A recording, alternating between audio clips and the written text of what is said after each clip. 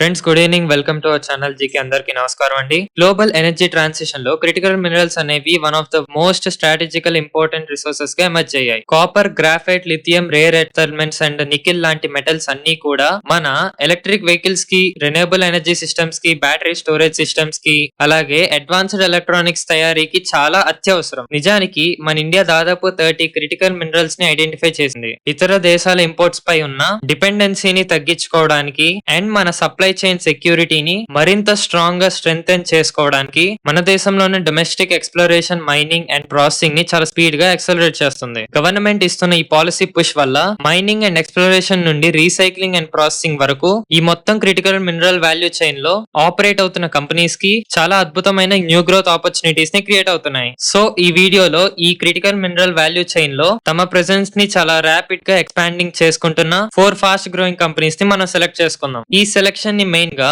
0.7x కంటే తక్కువ ఉన్న net debt to EBITDA ratio ఉండటం, అలాగే ఒక healthy revenue and profit growth ఉండటం అనే ఫ్యాక్టర్స్ ని ఆధారంగానే బేస్ చేసుకొని తీసుకోవడం జరిగింది. మన లిస్ట్ లో first and one of the most exciting stock Hindustan copper. Friends, రాబోయే ఈవీ రెవల్యూషన్ కి కాపర్ అనేది అసలైన కింగ్. అండ్ ఇది మన ఇండియాలోనే ఏకైక ఫుల్లీ ఇంటిగ్రేటెడ్ కాపర్ ప్రొడ్యూసర్. అంటే మైనింగ్ దగ్గర నుంచి ఫైనల్ గా మార్కెట్ లో అమ్మే మార్కెటబుల్ ప్రొడక్ట్స్ వరకు A to Z ప్రాసెస్ అంతా వీళ్ళే చూసుకుంటారు. మన దేశంలో ఉన్న టోటల్ కాపర్ ఓర్ రిజర్వ్స్ లో ఏకంగా 45% భారీ వాటా ఈ ఒక్క కంపెనీదే ఉందంటే మార్కెట్ లో వీళ్ళ డామినేషన్ ఏ రేంజ్ లో ఉందో మీరే అర్థం చేసుకోండి. ఇక ఫైనాన్షియల్ విషయానికి వస్తే గడిచిన 5 ఏళ్లలో వీళ్ళ రెవెన్యూ 11% CAGR తో గ్రో అయితే నెట్ ప్రాఫిట్ మాత్రం ఏకంగా 55% CAGR తో 9.2 బిలియన్ కి జంప్ అయింది. అన్నిటికంటే పెద్ద హైలైట్ ఏంటంటే కంపెనీపై ఎలాంటి అప్పులు లేకపోగా పక్కా నెట్ క్యాష్ పొజిషన్ లో ఉండటం లాంగ్ టర్మ్ ఇన్వెస్టర్స్ కి ఒక biggest plus point. Future growth కోసం వీళ్ళ తమ విజన్ 2030 స్ట్రాటజీ పైన ఫుల్ ఫోకస్ పెట్టారు. ఏకంగా 67 బిలియన్ కంటే ఎక్కువ క్యాపెక్స్ ఇన్వెస్ట్మెంట్ తో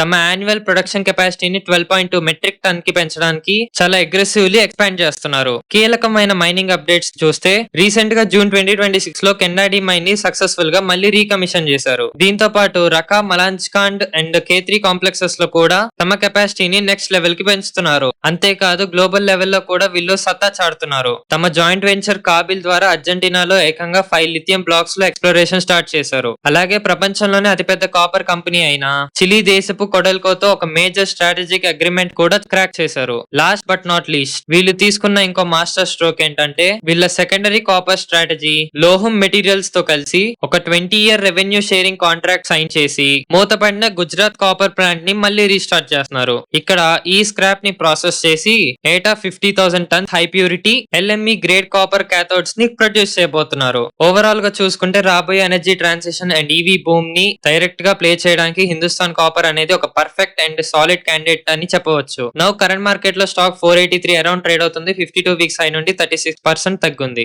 మన లిస్ట్ లో ఉన్న most powerful and exciting stock coal India limited. ఇది కేవలం ఒక మహారత్న కంపెనీ మాత్రమే కాదు, ప్రపంచంలోనే అతిపెద్ద world's largest coal producing company. మన దేశంలో ప్రొడ్యూస్ అయ్యే టోటల్ బొగ్గులో ఏకంగా 74% భారీ వాటా ఈ ఒక్క కంపెనీదంటే మార్కెట్ లో వీళ్ళ మోనోపోలీ రేంజ్ ఏంటో అర్థం చేసుకోండి. ఇండియాలోనే 8 రాష్ట్రాల్లో వీళ్ళకి దాదాపు 310 వర్కింగ్ మైన్స్ ఉన్నాయి. ఇక ఫైనాన్షియల్ విషయానికి వస్తే గడిచిన 5 ఏళ్లలో వీళ్ళ రెవెన్యూ 13% CAGR తో గ్రో అయ్యి 1684 బిలియన్ కి చేరితే నెట్ ప్రాఫిట్ మాత్రం ఏకంగా 20% CAGR తో 310.7 బిలియన్ కి జంప్ అయింది. వీళ్ళ net debt to EBITDA ratio కూడా కేవలం 0.7 మాత్రమే ఉండటం లాంగ్ టర్మ్ ఇన్వెస్టర్స్ కి ఒక సాలిడ్ ప్లస్ పాయింట్. ప్రస్తుతం ఈ కంపెనీ ఒక mind blowing comprehensive multi year expansion స్ట్రాటజీని ఎగ్జిక్యూట్ చేస్తుంది. FY25 లో ఉన్న 781 మెట్రిక్ టన్ ప్రొడక్షన్ ని FY29 కల్లా 1000 MT కి అండ్ FY35 నాటికి ఏకంగా 1230 MT కి పెంచాలని ఒక సాలిడ్ రోడ్ మ్యాప్ ని సెట్ చేసుకుంది. అంతేకాదు ఓపెన్ కాస్ట్ మైనింగ్ ఎప్పటికన్నా తగ్గుతాయి కాబట్టి వీళ్ళు ఇప్పుడు అండర్ గ్రౌండ్ మైనింగ్ వైపు షిఫ్ట్ అవుతున్నారు. Mass production technology and 140 continuous miners ని డిప్లాయ్ చేసి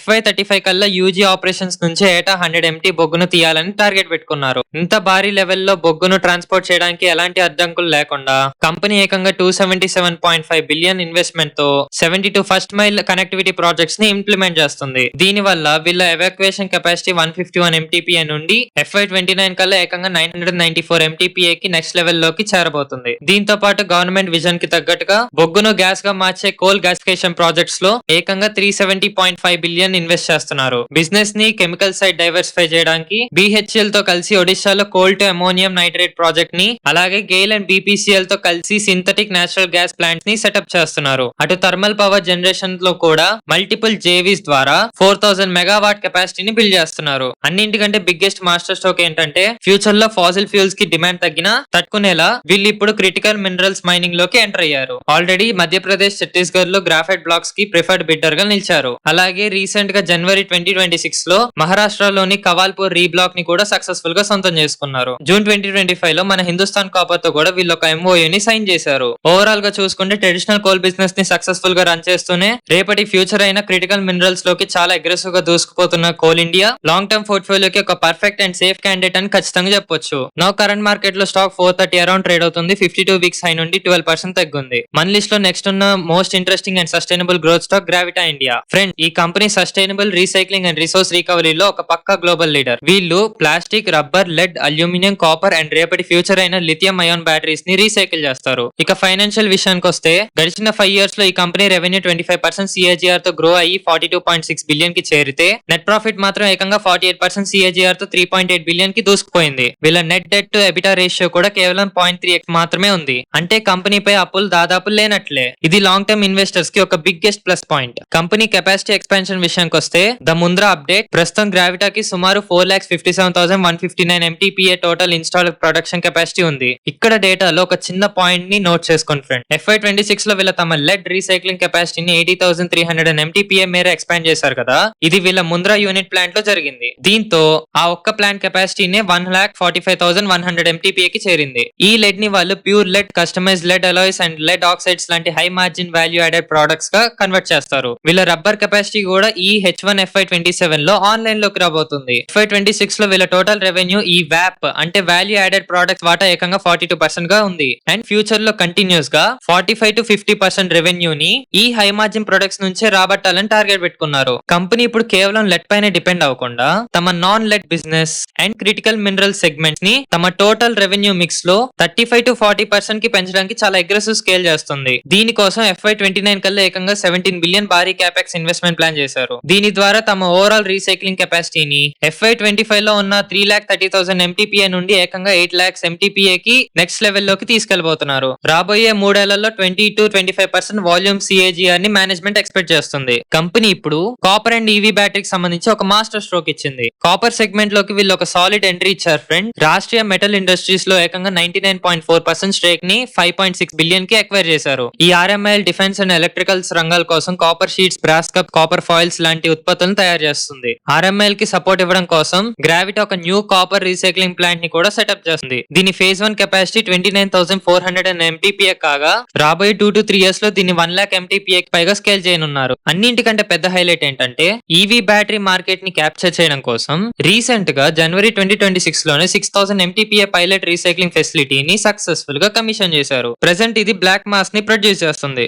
కానీ రాబోయే ఫేజెస్ లో దీని నుండి అత్యంత ప్యూర్ అయిన ప్యూర్ లిథియం ని ఎక్స్ట్రాక్ట్ చేయబోతున్నారు. ఓవరాల్ గా చూసుకుంటే global energy transition, circular economy and critical mineral cycling theme ని డైరెక్ట్ గా క్యాష్ చేసుకోవడానికి గ్రావిటా ఇండియా అనేది లాంగ్ టర్మ్ పోర్ట్ఫోలియోలో ఉండాల్సిన ఒక perfect candidate. Now current market లో స్టాక్ 1808 అరౌండ్ ట్రేడ్ అవుతుంది. 52 వీక్స్ హై నుండి 7% తగ్గుంది. మన లిస్ట్ లో 4వ క్రేజీ స్టాక్ HEG. ఫ్రెండ్, ఈ HEG అనేది ప్రపంచంలోనే one of the leading manufacturers and exporters of graphite electrodes. Graphite పైన వీళ్ళకున్న స్ట్రాంగ్ ఫోకస్, అలాగే రేపటి ఫ్యూచర్ అయిన అడ్వాన్స్డ్ బ్యాటరీ మెటీరియల్స్ వైపు వీళ్ళు వేస్తున్న స్ట్రాటజిక్ పివోట్ అనేది వీళ్ళని క్రిటికల్ మినరల్స్ వాల్యూ చైన్ లో ఒక సూపర్ అండ్ నోటబుల్ ప్లేయర్ గా నిలబెడుతుంది. ఇక ఫైనాన్షియల్స్ చూస్తే ఇన్వెస్టర్స్ కి ఒక బిగ్ రిలీఫ్ ఏంటంటే ఈ కంపెనీ పూర్తిగా నెట్ డెట్ ఫ్రీ, అంటే అప్పులు లేని కంపెనీ. వీళ్ళ రెవెన్యూ 15% పెరిగి సుమారు 25.7 బిలియన్ కి చేరగా నెట్ ప్రాఫిట్ మాత్రం ఏకంగా 46% కి జంప్ అయి 3.4 బిలియన్ కి ఎగబాకింది. ఎక్స్పాన్షన్ విషయానికి వస్తే మధ్యప్రదేశ్ లోని మండీ దీప్ లో వీళ్ళకి ప్రపంచంలోని అతిపెద్ద world's largest single site graphite electrode plant ఉంది. దీని ప్రస్తుతం manufacturing capacity 1 lakh tons per annum. Future లో రాబోయే భారీ డిమాండ్ ని మీట్ అవ్వడానికి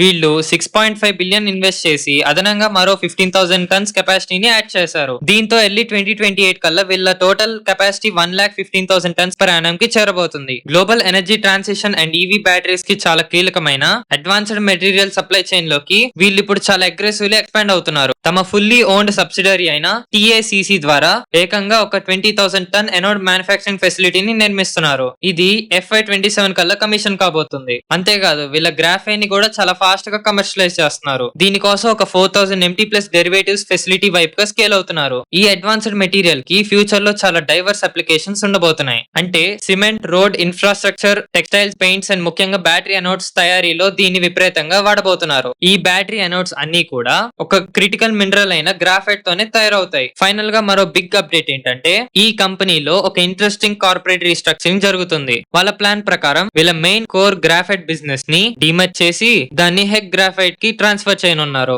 ఆ తర్వాత దాన్ని ఒక సపరేట్ కంపెనీగా మార్కెట్ లో లిస్ట్ చేయబోతున్నారు. స్టాక్ మార్కెట్ లో ఇలాంటి డిమర్జెస్ అనేవి షేర్ హోల్డర్స్ కి మంచి వాల్యూని అన్లాక్ చేస్తాయి. నౌ కరెంట్ మార్కెట్ లో స్టాక్ 590 అరౌండ్ ట్రేడ్ అవుతుంది. 52 వీక్స్ హై నుండి 14% తగ్గుంది. సో ఫ్రెండ్స్, తప్పనిసరిగా ఈ 4 స్టాక్స్ ని మీ వాచ్ లిస్ట్ లో పెట్టుకుని వాచ్ చేయండి. ఇవి ఈ రోజు మన స్టాక్ ఇన్సైట్స్. మరో పవర్ఫుల్ స్టాక్ ఇన్సైట్స్ తో మళ్ళా కలుద్దాం. Thanks for watching.